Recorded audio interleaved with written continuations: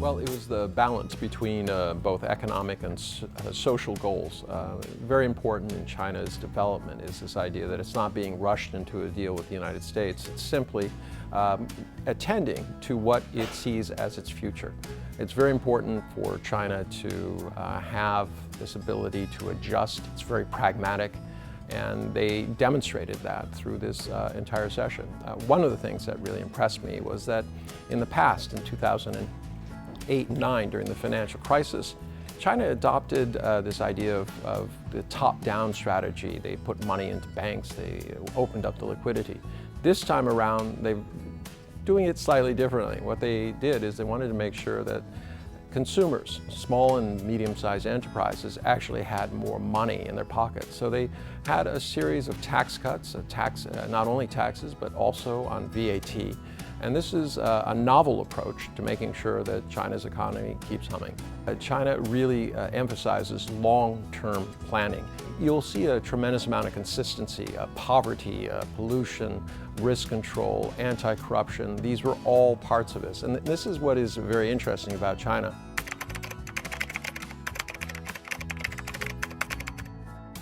Friday, the NPC passed the law, and it was long awaited. In terms of saying exactly what this is, I think people are reading too much into it. The fact is, this is not just about a response to the United States.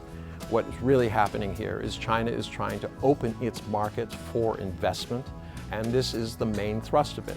It's not just going to be U.S. money that is attracted to these new sets of policies, which promise a much more even playing field for both Chinese and foreign firms that offer more IR protections and things like that.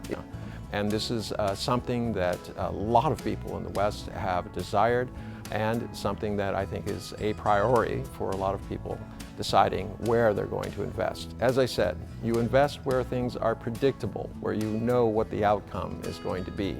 You don't invest in places where it's all going to be on the basis of a Twitter.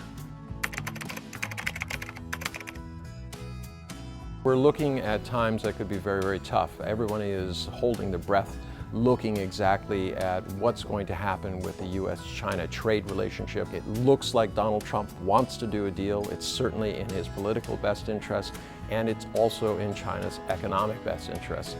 So let's hope that that goes forward. But in terms of the policies that China is pushing at this thing, it's not only aimed at the United States. China is very intent on developing new markets.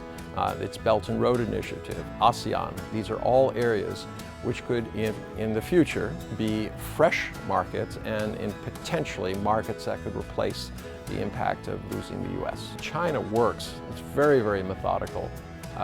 Anything that is want to be tried, they use it as a model. For instance, the Shanghai Bourse for technology.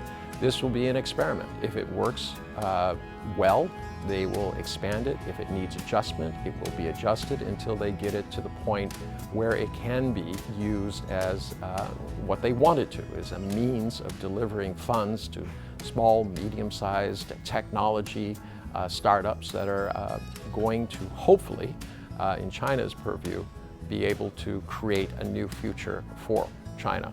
So that is opposed to the U.S., where policy is announced often by Twitter, where it's very clear that within the president's own cabinet, there are fierce debates about policy, where you have a Congress which is opposed to the presidency in one house and somewhat ambivalent in the other towards his policies. So when you start looking at these two systems, reliability, predictability seems to be tending towards the Chinese side.